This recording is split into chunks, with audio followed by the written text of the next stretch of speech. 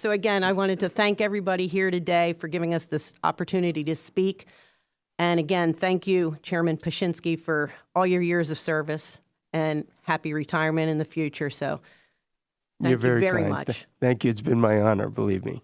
Well, we really appreciate it. I am Kathleen DeMasi. I am the president of the Pennsylvania Thoroughbred Horsemen's Association. We have about 2,500 people in our that we represent. I am the first woman that was elected as the president, and I'm also in the Parks Hall of Fame and the first woman in the Parks Hall of Fame. So I've been doing this about 40 years. So. Are we going to get your autograph? I want your autograph. So just to give you a little bit of background for me, I come from an agricultural background. I grew up on a farm. My family still has a farm today, and my husband and I had started a partnership group. So we have been breeding in the Commonwealth for about 35 years. So not only am I a trainer, so I run a business. I have about 60 horses in my stable, but that doesn't include brood mares. We have about 20, 25 of them, and we also have horses that are at different various farms that are getting ready, preparing to come to the racetrack. So I'm talking about over 100 horses probably that I am directly responsible for, but as we spoke earlier, it's far-reaching. So those horses, a lot of those brood mares are on farms in the Commonwealth, and we have over the years stood 2 stallions in the Commonwealth.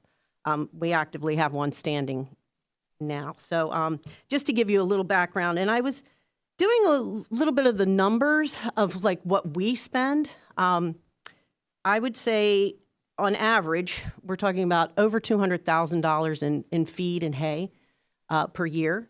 And as far as our broodmare program, we're spending about $200,000 probably there, as well as another 150 plus probably on veterinary care.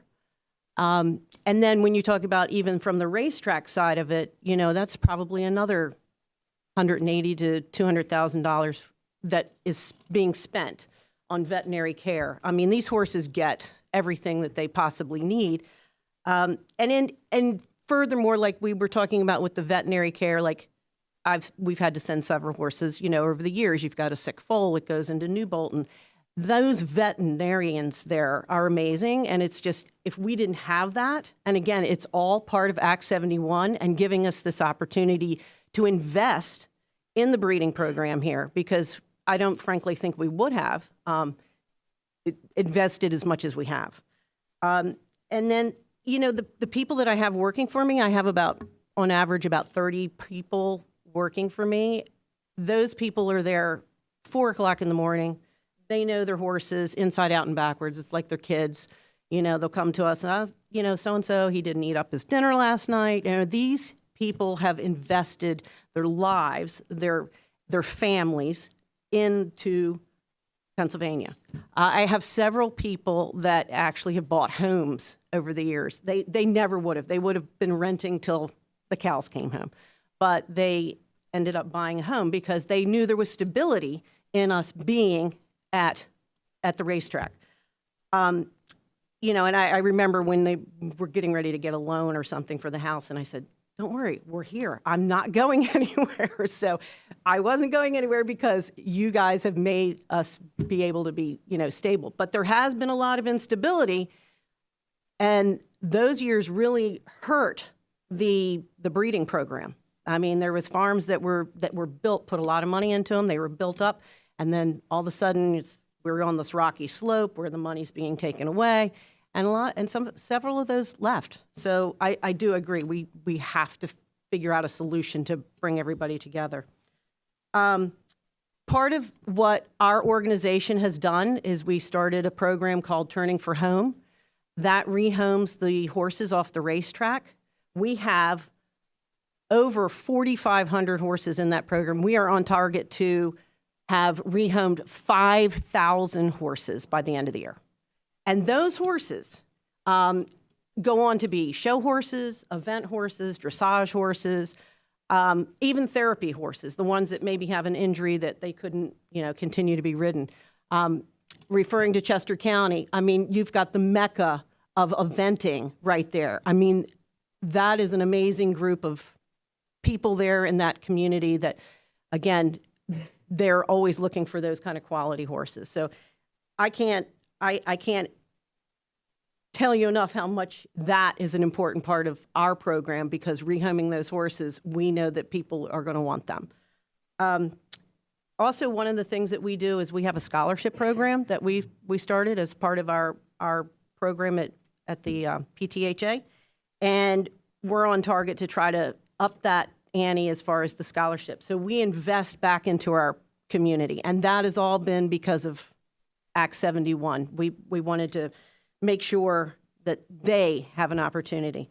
I also train for a lot of breeders in the state, and several of my breeder owners have actually purchased farms in the last 10 years. So we're not just talking about like one little thing, we're growing and growing. And I'm one spoke in this entire wheel of this industry. So that's what I'm spending. That's what I'm doing. And when you ask about how many people are probably directly or indirectly involved, I would say it's probably upwards. Because when you start talking about the breeding program and the farriers, and like you say, the vanning supply, the vanning shippers, and all of the supplies that we go in, the equipment, the mechanics, everything. It just far-reaching. I would like to just mention too that over the years I've had several people that worked for me that came from different countries, and they not only got their citizenship, but they ended up sending their kids to college. One of them is a doctor, and it's gratifying to me to know that our industry was able to, continue to let people raise their families, they're taxpayers, and be able to, be a part of this entire wheel. So I think that's it for me, if you have any questions. So. And I would like to add back to the green space thing. Because like I said, I come from an agricultural background. Green space is incredibly important to me. So the fact that could possibly be vulnerable to losing all of that land would be, to me, devastating. Thank you very much. We are gifted here in Pennsylvania with magnificent land and water and resources and so on. And once again, making sure that we respect that. Also, the magnificence of the horse. I always enjoyed riding horses. We used to have a place where, you would go on a trail, and I got to know the owner, who was around my age, one of the sons, and we used to have a blast on the horse. It was just great, and what they're able to do. So that care and that love. Yeah, and it starts when you're young. Yes. Yep. And it takes a lot of work. A lot of work. You got to love it. A lot of work. There is no question about that. So we appreciate it. Questions, comments? Representative Diamond. Kathleen, thank you for your testimony today. Besides financial stability, what other things do we need to do from the Commonwealth point of view to help this industry remain stable and grow and remain competitive with other entertainment options in Pennsylvania? Well, I think as it was mentioned before today, I mean, we were, the slot revenue is down, and you have all of these artificial opportunities to gamble, and there's only so many gambling dollars to go around. So I think that's going to be a big part of it. And I think that's going to help our industry, and it's going to help the state in general, because, like I say, all of these things all are interwoven. Yeah, we need balance. Again, we're taxing certain things, and as a result, those tax dollars then are utilized appropriately, hopefully, to engage and help Pennsylvanians in one shape, form, or another. Right now, we're out of balance. Yeah. So you have the skill games and all that other stuff that's going on, and we need that balance. So we've been trying on our side from the House of Representatives We're trying to work with our senators to see whether or not we can get something happening there. But once your testimony is key because you're living that job, you're living these circumstances. So, what you're telling us is really important. That hopefully we're able to find that pathway to improve it. Yep. Any other questions? Chairman Mao, I should have known. I've been here a long time. Somebody ought to sell me a roll of duct tape so I can just keep this shut. All right, time's up. I'm very. It is amazing. Not for anything. I'll just throw this out there. This is a great committee because there's no partisanship here because we all care about the same thing in the same way. Yep. So there are no Republicans and Democrats here. Okay. I just have to throw that out there. We get along great. It's my co-chair. And so it works. Going on to what I was going to say, back before I became chairman of Agriculture Committee on the Republican side, I could carry more than one committee, one of which I always carry because I represent the Adams County, Gettysburg, big tourism area. I always sat on tourism. And I used to say back then, it's really great when people go from this part of the state to that part of the state and spend money there and then they go back home. But you know what the real big win is when people come here from other states, drop their money off, and then go back home. Okay? That's the real big win. In your industry, how much comes into, and this is where I really am lacking in knowledge, how much comes in business, money, however you want to categorize it, how much comes into your industry from out of state and gets spent here? I don't know what the percentage is, but just as an example of what I do, because we run a partnership, many of the people are not in the state at all that are involved in horse racing. And they come to the track to see their horse, or they may even be involved in some of the mares that we're breeding. So a lot of the people are coming from out of state and putting their dollars into this state and supporting racing, supporting breeding. And you're thoroughbred, correct? I'm thoroughbred, yes. And you guys still have live cover, is that correct? Absolutely live covers. Okay, so it's a little different than what I'm used to in the Right, standardbred correct. industry.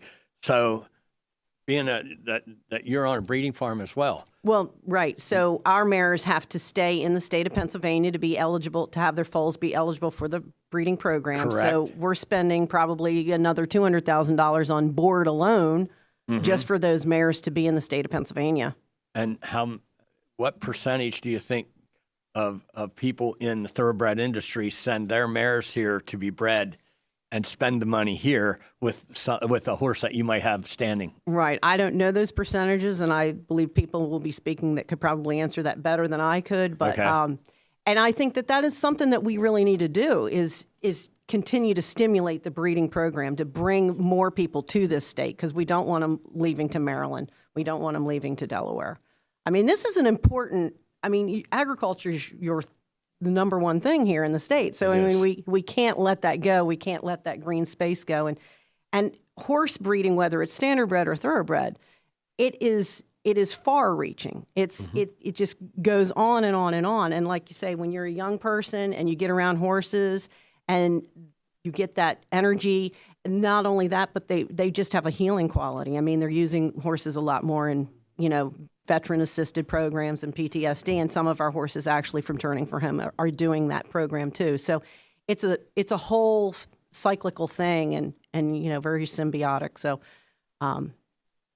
we need that stability, because I tell you, when we did not have that stability, I think there was a lot of people that exited the state, and it's been hard to get them back. Yeah. We just need to put a big push on the people in Kentucky to bring all their mares up here. Well, they are starting to. Good. Good. Thank you so much. Thank you. And thanks for letting us Thank you so very much. Appreciate it. Great. Oh, I'm sorry. Oh, I'm sorry. Representative Mahaffey. No, that's fine. Kathleen, congratulations on all the things that you've accomplished over the last 40 years. And I got the opportunity to meet you when I went backside at Parks to see what's going on back there. It's pretty impressive.